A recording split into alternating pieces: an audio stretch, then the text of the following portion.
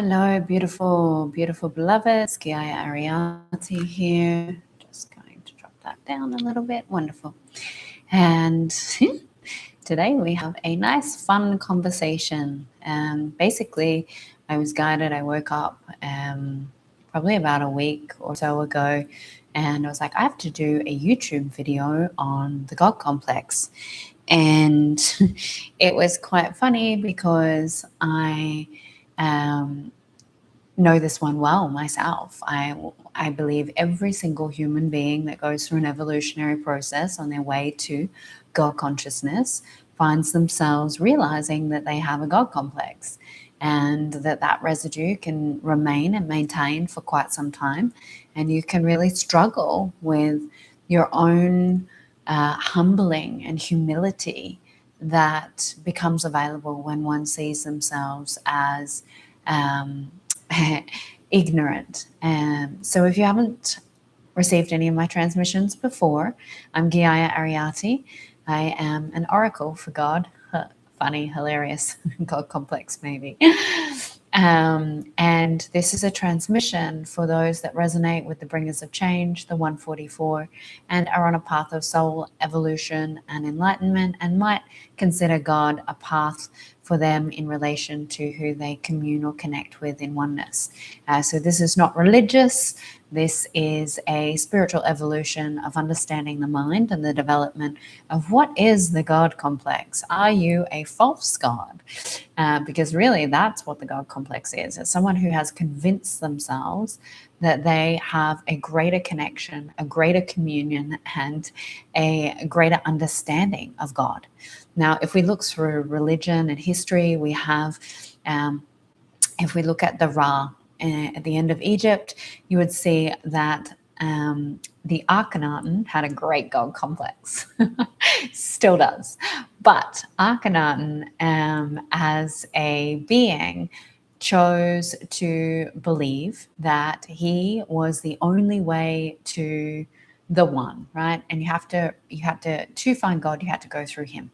So that is what you would consider the ultimate God complex. It's someone who believes through cult-like behaviors, through distorted perspectives, through using truth to manipulate. Now, that's the ultimate of the God complex. The God complex as a personality or archetype or identity knows God so well, read all the religious studies, read all of the philosophical understandings, perhaps really expanded the mind, might have journeyed through the consciousness of God or through the mental and the spiritual quadrants, and really looked at the upper realms of knowledge, wisdom, intellect, understanding, and has a real good understanding of what God is through these different philosophies and religious understandings, and decides that through their knowledge, their wisdom, and their experience, that based on that they are more knowledgeable, more gifted. And what happens is, for individuals like this, and it happens for all beings when they get to a point where they need to actually go through a disillusionment of their ego, really. Their ego comes as a very strong defensive mechanism from a lack of vulnerability, a lack of humility, a lack of integrity in being okay with the neutrality point, and yet the I was wrong in this situation, I know better, and it stops the degrading behavior of right and wrongs and judgment. So before the ego dissolves, the ego runs on survival and judgment through right and wrong, light and dark, up and down, judges experiences to understand experiences and to educate. So this point of recognition is when ego dissolution begins. So the God complex will be there. Someone who doesn't care if they've got an ego is not going to go look for God. So the ego is like what you might consider the Antichrist. And it will help you to understand the opposing force as to why the God complex is created. Because the God complex is a little bit of, in the denied aspects, it's hiding the Antichrist energy that sits within. So what are some of the traits of this God complex for you or someone around you that might be helpful for you to identify and to work through? I know for me, it's something that I found upsetting because I truly felt like I was open and receptive to receiving the truth from others. But it was only as I went down my path that people had said, oh, I saw this about you, Gaia, or I understood this, or I had this vision I never told you because you're the oracle. And I was like, yeah, but I like really, really know that I can't see everything because I'm one human being. And so people would put themselves they put me on a pedestal and themselves in an inferior position, and they wouldn't share information with me. And then later something would unveil and they're like, oh, I knew that, I saw that. And I was like, why didn't you say anything? Oh, because you put me in this position as greater than you in some God energy, whereas, I put myself there. And I want to give you a reason why we hold the God complex. The God complex is created by the internal being so that someone who has a big purpose or a big pathway in relation to Dharma can push themselves through ego, through false narrative to get closer towards that destination. So the God complex allows someone to continue to devote. If you think you're closer or better or more established than God, then you continue to listen to God. You continue to work towards God. You continue to stabilize that connection with God. And that allows for a pathway to be a little bit more clearer in your development than if you didn't have this. Because what happens on the posing energy is those that are, but they don't trust, they don't have faith. So it's the opposite of that. I have a lot of initiates. I work with a lot of women that are like, I just don't trust my connection. I don't trust my intuition. How do I know it's right? And they'll freeze and they won't go forward. Whereas those that have a God complex actually generate, push, and build momentum in their soul journey forward, because there's a level of superiority that they don't perceive until there's catalysts that break them down.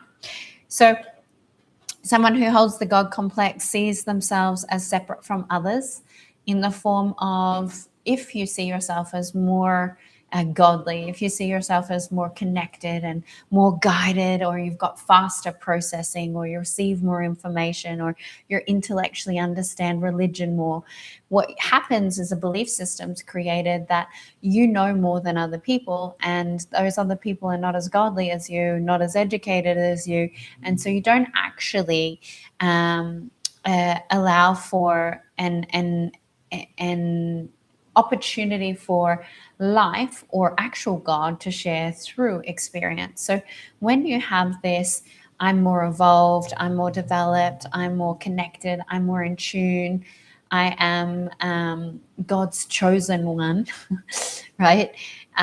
If you see yourself as the one, it creates a distance and a separation point from others. And what that also does is create overload. You create overload in your experience, and you also create an experience where you decide to play God. Now, playing God and choosing to play a God is why most of reality has gotten to the place that it has, because instead of listening and following God, there becomes a distortion in the receivership of the information. So the information does not come clear, and it will take to pathways of recognizing where I was playing God rather than just doing what God guided based on X, Y, and Z. So because they think they know better than others, this stops active listening. Now, God will talk to you through your own channel, through your own mind, through your own perception, and others. So if you're only listening to God from inside and not from outside, then you're holding some level of manipulation, mutation, or bypass. So if you can't see that God's talking to you through me, through your neighbor next door, through the TV messages, through the Bible book verse, through the song that came on the radio, through the symbology, through the formulas, numbers, and sequences, all of that. But mostly what happens with the God complex is people that hold it just stop listening to others because closer or who's more developed. Now, what that does is it creates oh, well, they don't know what they're talking about. So I'm not going to stop. I'm not going to listen to the God that speaks from a lower vibration than me. I'm not going to listen to the God that speaks from a place of a different perspective than me, because I've already been there. I see where they're at, and they don't even know God. I know God, right? So what happens is this like leveling energy where basically anyone who's not at the same point of level of interaction as you, and probably they are in different ways functioning from different quadrants, there's an inability to hear, listen, and receive. So they don't hear God's messages through others. And what that does is it creates a constant formulation of analysis and analyzing other people around where they're not healed, where they're not connected, where they're off path, where they're bypassing, where the outside world is, I guess, wrong in comparison to one's own self knowing or integration of I know God and I've been touched by God and God guides me. Yeah, God guides everyone, really. God speaks to us all in different ways, through different perception, through different ways of mind, understanding, depending on the dimensional reality that we're functioning from. You know, like we could go as far as to say the not God is even speaking God by showing you where you are not being godly. So there's a bit of trickery that comes up there in regards to this element of deflecting the word of God from outside of one's own mind. Now, what this starts to build up through these energies is that if someone doesn't see where they're being ungodly, where they're not really listening, but they're playing God instead, where they're, because what happens is they think they've arrived. They think they've gotten to some point of true, I guess, godliness. There is some perception that they're integrated as a man or woman or God, of God. But the truth is their ego has convinced them of that. And they've actually got a really long way to go. And it's really uncomfortable for them to look at that, because this level is ego dissolution. And the ego tells you the lie. And we've all been convinced by our ego that we're right about something. We've all been convinced by our ego that our ego is telling us to do something. And is that truth? Is it not? Because most people haven't spent enough time understanding their ego, listening to their ego. Most people say it's okay to keep your ego. Now, that is one of the very bypassy, manipulative aspects of, you can't follow God and follow ego. You have to integrate your ego to follow God in totality and truth. And so if you're holding on to your ego is a natural part of you and you're just going to hold hands and make friends, then you're still keeping it there because it justifies your position. And what happens is a whole lot of denial of wounding. So the God complex archetype or identity, it actually denies their own wounding through advanced psychological manipulation. So when you have someone who's so skilled, knowledgeable, understanding of God, understanding of universal law, understanding of physics and science, and all of the different ways that this knowledge becomes, it's not wisdom. Wisdom is integrated, embodied beingness of God. So it's still knowledge. Now, knowledge is so far from wisdom. It's very mental, and it doesn't allow for many of the other quadrants to engage and interact. And so what that does is it creates psychological manipulation of those around you. And those that listen, right, those that don't know any better, hear the word and hear the experience, and they don't recognize or realize that I was just checking for my dog. um, they don't recognize or realize that they've manipulated the people around them just to keep themselves safe from seeing the wounding that exists. So dissolving the ego is a really painful experience because it's protected you, it's kept you safe. And then if you add God on top of it, then you can be in a hierarchical position where you don't see all of the bits of you that are still really icky, leaky, dominating, power and control. You don't see the elements of yourself that are still victimized. You don't see where you maneuver your reality. You don't see where you deflect, project. You've mastered your mind so that you see what you do everywhere else, but you don't see that you do it. Right? That's what God complex does. It's like it goes, it's the spiritual narcissist.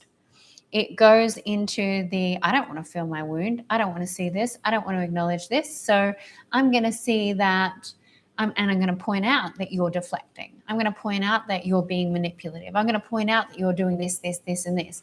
Now, most people that are on this path, when they point out that someone isn't behaving. Now, some of us are really good at manipulating through this intellectual, psychological warfare through God consciousness or God knowledge.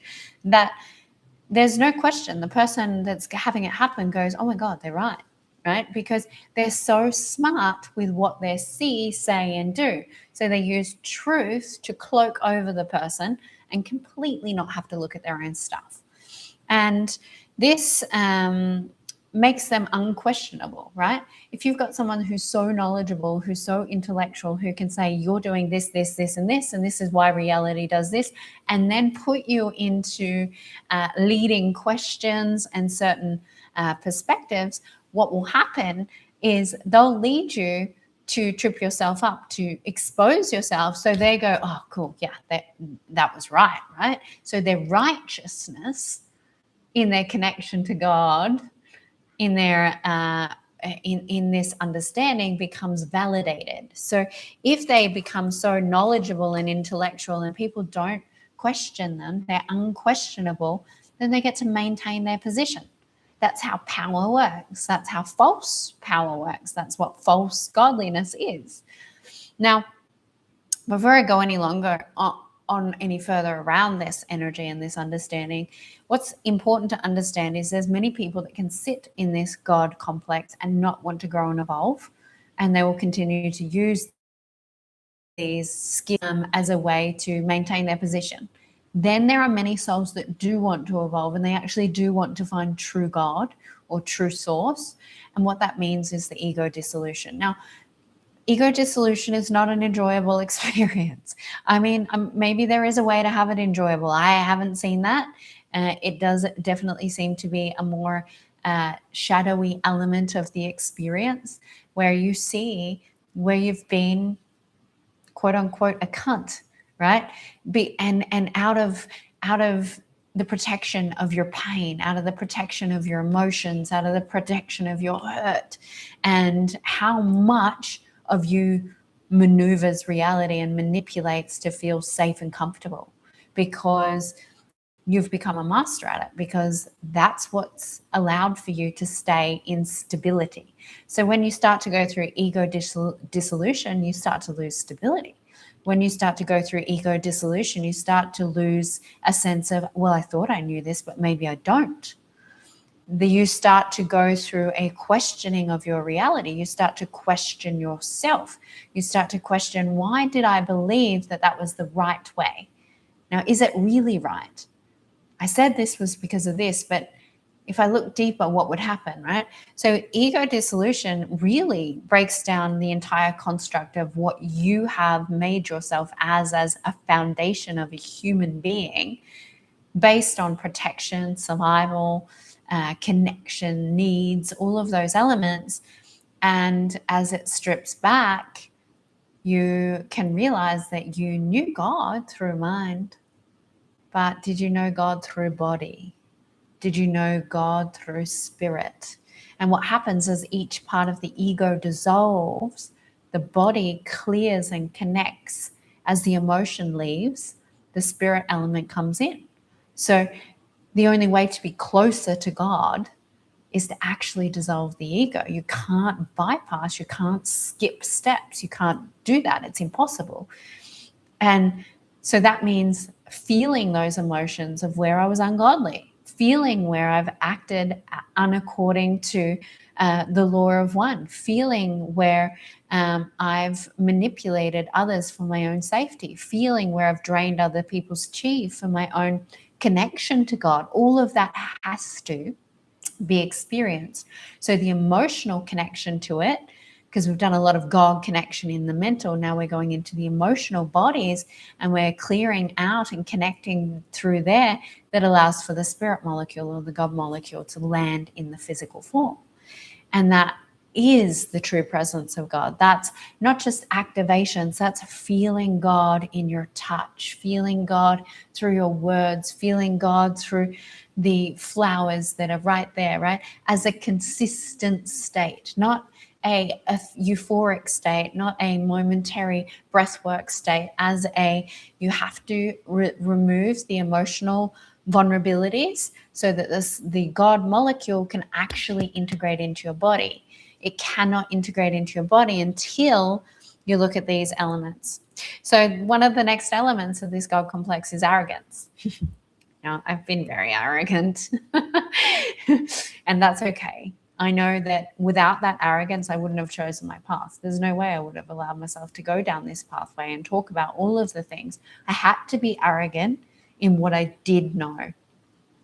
I wasn't arrogant in what I didn't know, and I wasn't ignorant, but I was ignorant to the things that I didn't feel I could cope with, right? So I bypassed the things that were too hard at the time, that were too emotionally destabilizing, that were too intense for my human's ability to integrate.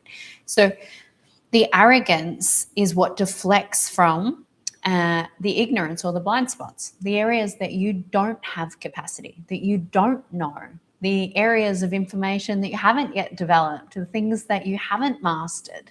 And so this arrogance, when it's there, if you can see arrogance, then there is a deflection from where you're ignorant about a part of yourself that you're really trying to keep from seeing, because it will dissolve a safety structure. It will dissolve an element of ego and identity that then allows you to soften a little bit more to the receivership and the communion and union with God itself.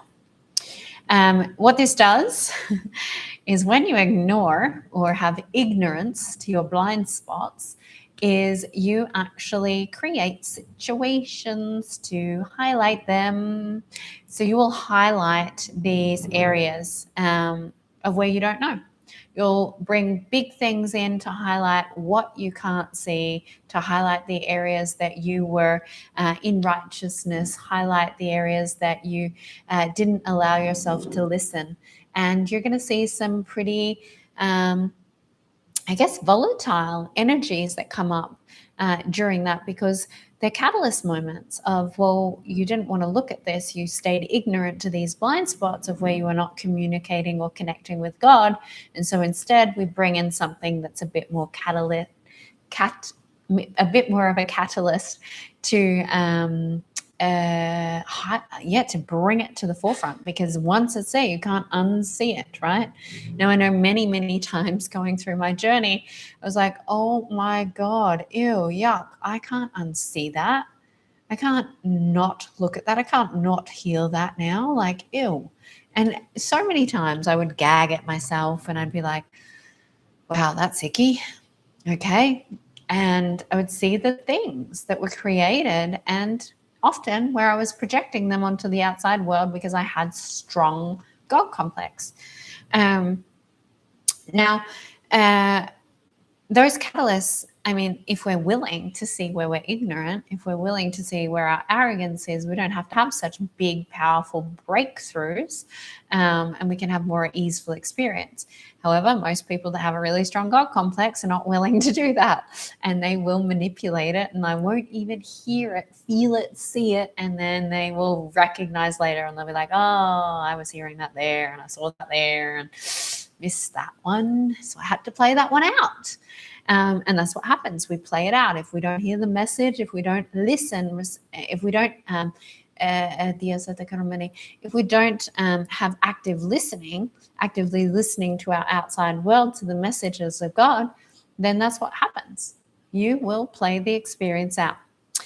And then defiance of point of view. So what happens is someone who has a really strong God complex has a really strong defiance of their point of view. They are defiant of their point of view. Now, I only watched a little tiny bit of the Aubrey Marcus, can't remember the other guy's name, because of a discussion that brought it up, and I literally received what I needed to in the first minute, and I was like, oh, perfect. But I kept listening, and I was like, why? This is not sustainable or supportive, right? If we look at Aubrey Marcus, he was so defiant.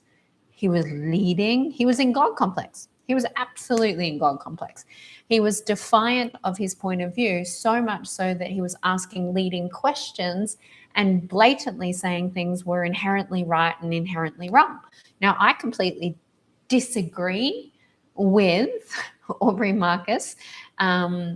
He makes some great points around certain bandwidth of consciousness. When it comes to the truth, the totality of truth, the zoomed out, the other dude was correct, right? He was absolutely correct. Now, that's really hard for human beings to make sense of because they're zoomed in. So what you saw is one person talking from a really zoomed out perspective and one person talking from a really zoomed in perspective. And therefore, there was conflict between the 2 points of view, and there was no neutral or middle ground, because really, if they came to the middle point, they would recognize that neither of them were really in the totality of truth of what was right. Because when you get to an understanding of right and wrong based on belief systems, when you understand and interpret that we have a preference, a point of view, and all of those things, then you allow for pure source and pure God to come in without those beliefs, without those points of view. And there's certain things that are just not godly. And I think that's where there was a little bit of, I didn't obviously watch the whole thing, but I don't believe they would have got to a reconciliation point.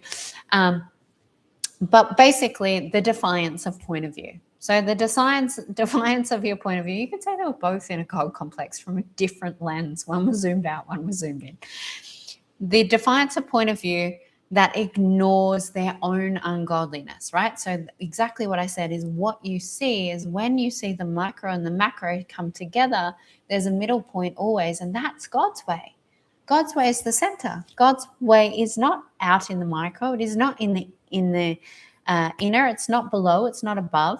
It is the totality of that toroidal field. And when you are in full presence of God, there are ways of being that are not considered right or wrong, that just don't partake in specific behaviors because you've transcended them. They're not something that is godly, right?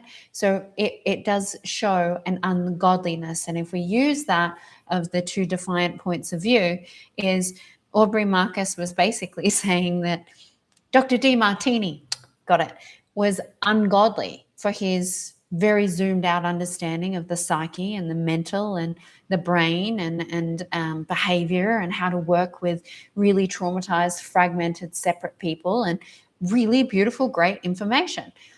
And I guess what was happening is the God complex in a lot of these similar ways is Dr. DeMartini's very educated, very intellectual, has done a lot of research, has helped a lot of people heal to a specific level, but he also lacks what I would consider a level of connection to his emotional quadrant, which makes him a human being, to be able to be in the visceral feeling connectedness of the micro actually matters as well.